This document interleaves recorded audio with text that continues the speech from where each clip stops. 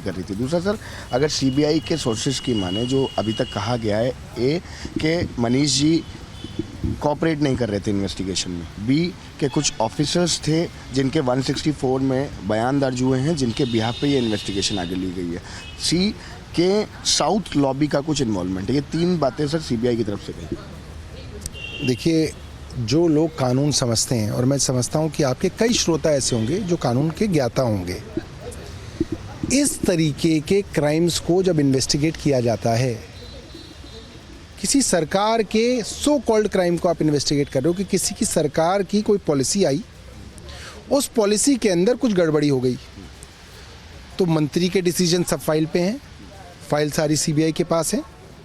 Cabinet के decision सब file पे हैं, फाइल सारी सीबीआई के पास है। अफसरों के सारी चीज़ें जो जो उन्होंने नोटिंग की, जो कुछ किया, वो सब फाइल पे है। कितनी शराब की बोतलें कहाँ बिकी, उसके ऊपर कितना एक्साइज पे हुआ, कितना जीएसटी पे हुआ, एक एक रुपये का हिसाब हमारे सर्वर्स पर है, वो ध्वस्त नहीं हुए। भाई, आपके पास तो डॉक्यूमेंट्री एविडेंस कलेक्ट करने के लिए करीब 1 साल था। देश की सबसे प्रीमियर एजेंसी है, पिछली मई से ढोलक पीट रहे हैं भारतीय जनता पार्टी वाले और सीबीआई वाले कि हम ये निकालेंगे, हम वो निकालेंगे। मई से मार्च आ गया, 2 महीने बाद फिर मई आ जाएगा, 1 साल हो जाएगा, कोई एविडेंस निकला। आपने 500 से ज़्यादा जगह छापे मार दिए, कहीं पे कोई पैसा तो निकलता, कोई ज़मीन जायदाद तो निकलती, कोई जेवरात तो निकलता। आदमी 10,000 रुपये खा के निकल गया, कोई तो चीज़ खरीदी होगी उसने, किसी तिजोरी में तो वो माल मिलेगा, कहीं तो विदेश में जाता हुआ दिखेगा, कुछ भी तो नहीं है। क्या हमारी सीबीआई इतनी ज़्यादा निकम्मी हो गई कि इतने बड़े पैसे का भी हिसाब किताब वो नहीं लगा पा रही है? साफ बात है।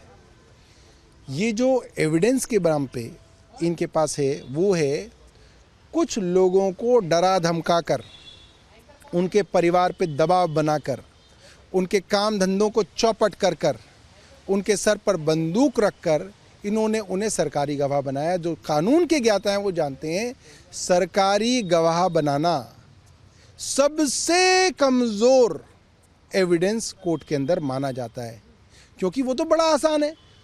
5 लोगों के ऊपर आरोप है, आपने 4 को हटाकर 1 को कह दिया कि भाई तेरे ऊपर आरोप हटा लेंगे, तू इन 4 के बाद गिरफ्तारी दे दे, कोई भी दे देगा। सबसे आसान है काम करना। तो ये जो गवाही होती है, ये कोर्ट के अंदर टिकती नहीं है, ये सबसे कमज़ोर मानी जाती है। और रही बात अरेस्ट की, मैं अरेस्ट पे भी आता हूँ। देखिए क्या होता है, पिछले कुछ वर्षों से ट्रेंड है, और ये मैं कई बार प्रेस कॉन्फ्रेंस में कह चुका हूँ, मनीष सिसोदिया जी को जब अरेस्ट किया जाएगा तो कोई सबूत नहीं होगा। अरेस्ट इसी बात पे किया जाएगा कि साहब ये जांच में हमें कोऑपरेट नहीं कर रहे। अभी कोऑपरेशन क्या है? कोऑपरेशन का मतलब ये है कि हमने जो सवाल पूछा उसका जवाब भी हम ही देंगे आपको। मतलब सीबीआई ही सवाल पूछेगी और सीबीआई ही बोलेगी कि ये जवाब दे दो आप सर। अगर ये जवाब दे दोगे तो कोऑपरेशन हो गया, और अगर आप सच बताओगे तो नॉन कोऑपरेशन। ऐसे तो आप किसी को भी गिरफ्तार कर सकते हो बिना सबूत, बिना डॉक्यूमेंट्री एविडेंस। आप किसी को भी बुला लो, उससे 4 सवाल पूछो और कहो भाई मुझे मज़ा नहीं आ रहा है इसके सवाल में। ये किया है इन्होंने मनीष सिसोदिया के साथ। और कल क्या करेंगे अदालत में? कल अदालत में कहेंगे साहब इन्होंने ना जांच में हमारी बातों का जवाब नहीं दिया, हमें 3 दिन की इंटेरोगेशन दे दो। कोर्ट 3 दिन की दे देगा। फिर ये 10 दिन की मांगेंगे, कोर्ट 5 दिन की दे देगा। फिर ये 10 दिन की मांगेंगे, कोर्ट 3 दिन की और दे देगा। 15 दिन तो ये इस नाम पे मनीष जी को कोर्ट में रखेंगे, जेल में रखेंगे। उसके बाद ये कहेंगे कि साहब अब हमें जुडिशियल कस्टडी दे दो। क्यों दे दो? क्योंकि सर ये मंत्री हैं, ये बाहर जाएंगे तो ये गवाहों को प्रभावित कर लेंगे। इसलिए अब जब तक हम इन्वेस्टिगेशन करेंगे, जो कभी पूरी नहीं होगी, उस तक हम मनीष सिसोदिया को जेल में रखेंगे। ये गलत है, गैर कानूनी है। किसी भी प्रजातांत्रिक देश के अंदर इस तरीके की प्रणाली नहीं चलती। आम आदमी पार्टी की लाइन की बात करें या रिएक्शन की आपकी बात करें, तो चाहे वो सत्येंद्र जैन जी का मामला हो, चाहे वो मनीष सिसोदिया जी का मामला हो, हमेशा यही कहा गया है कि एजेंसीज जो हैं वो भारतीय जनता पार्टी के कहने पे काम करती जी। तो आप ये कह रहे हैं अभी भी कि दिस इज ऑल सेट? ये मैं ही नहीं, ये माननीय प्रधानमंत्री जी जब गुजरात के मुख्यमंत्री थे, वो कई बार, दर्जनों बार वो कहते थे, प्रधानमंत्री मोदी जी जब वो गुजरात के मुख्यमंत्री थे, कि सीबीआई केंद्र सरकार का, कांग्रेस की सरकार का तोता है।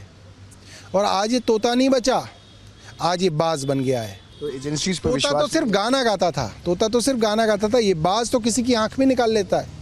बिल्कुल विश्वास नहीं है, एक रत्ती विश्वास नहीं है। 1 नंबर की झूठी, 1 नंबर की बेईमान एजेंसीज हैं। इनका कोई दीन धर्म नहीं है, इनका कोई ईमान नहीं है, इनके अंदर कोई कानून और संविधान को लेके इनकी कोई आस्था नहीं है। सिर्फ और सिर्फ अपने प्रमोशन के लिए और अपनी नौकरी बचाने के लिए ज़्यादातर लोग काम कर रहे हैं। कुछ दबाव में काम कर रहे हैं, कुछ लालच में काम कर रहे हैं, कुछ नौकरी बचाने के लिए काम कर रहे हैं। आखिरी सवाल लूंगा, what is going to be next from Aam Aadmi Party? Are you going to protest on the roads also?